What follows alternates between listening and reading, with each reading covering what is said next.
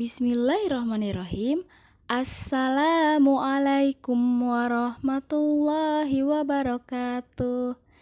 Selamat pagi anak-anak. Mana kabarnya hari ini? Miss harap kita selalu dalam keadaan sehat walafiat dan selalu dalam lindungan Allah. Amin. Anak-anak soleh-solehah yang dirahmati Allah, meskipun tahun ajaran baru ini kita masih belajar dari rumah, masih belajar online, anak-anak harus tetap semangat ya. Dan jangan lupa terus berdoa agar Allah segera angkat virus ini dari muka bumi dan kita bisa kembali belajar di sekolah, bisa bertemu dengan Bapak Ibu guru dan bisa bertemu dengan teman-teman yang lain. Nah, anak-anak, pada pertemuan kali ini kita akan memasuki pelajaran Al-Quran Hadis, pelajaran 1 tentang memahami surah Al-Fatihah.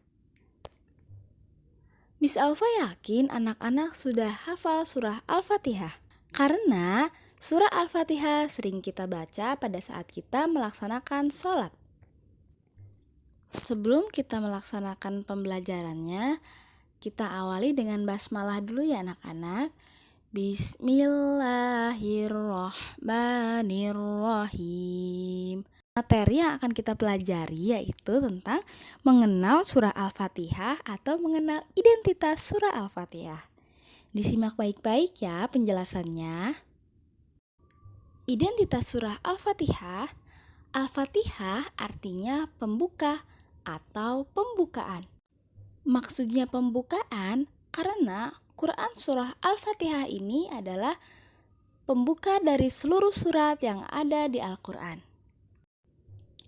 Ketika membuka Al-Quran, surah yang pertama kali kita temukan adalah surah Al-Fatihah. Nah, anak-anak, surah Al-Fatihah selalu kita baca setiap kali melaksanakan sholat 5 waktu dalam sehari semalam. Paling tidak, kita membacanya sebanyak 17 kali. Surah Al-Fatihah merupakan surah yang pertama diturunkan secara lengkap di antara surah-surah yang ada dalam Al-Quran.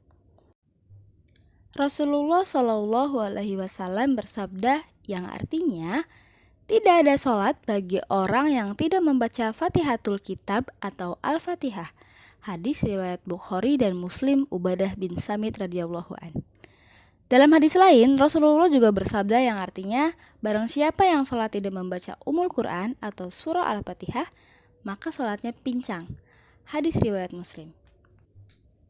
Anak-anak, meskipun surah Al-Fatihah adalah surah yang pertama dalam Al-Quran, bukan berarti surah Al-Fatihah adalah surah yang pertama kali diturunkan kepada Nabi Muhammad SAW. Arti Al-Fatihah adalah pembukaan, tadi sudah Miss jelaskan ya, karena dari surah inilah Al-Quran dimulai atau dibuka. Surah Al-Fatihah diturunkan sekaligus kepada Nabi Muhammad SAW ketika beliau masih berada di Mekah.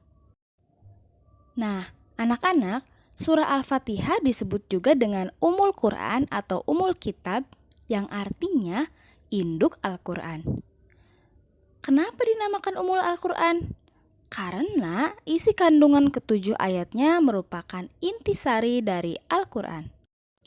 Nah, selain itu, surah Al-Fatihah juga dinamakan dengan As-Sab'ul Matsani, yaitu 7 ayat diucapkan berulang-ulang.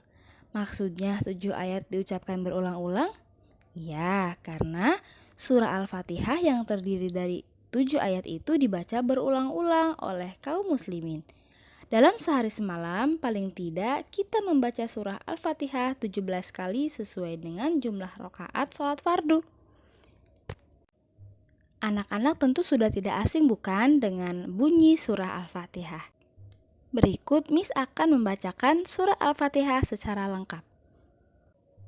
Bismillahirrahmanirrahim. Alhamdulillahi Rabbil Alamin. Ar-Rahmanir-Rahim. Maliki Yaumiddin. Iyyaka na'budu wa iyyaka nasta'in. Ihdinas siratal mustaqim.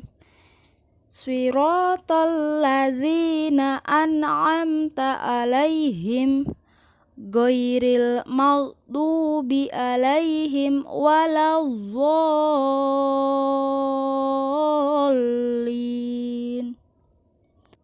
Nah, anak-anak, demikianlah tadi bunyi dari surah Al-Fatihah secara lengkap. Anak-anak, setelah tadi kita mempelajari tentang identitas surah Al-Fatihah, bahwa surah Al-Fatihah adalah surah pertama dalam Al-Quran dan sebagai pembuka dari seluruh surah yang ada di Al-Quran.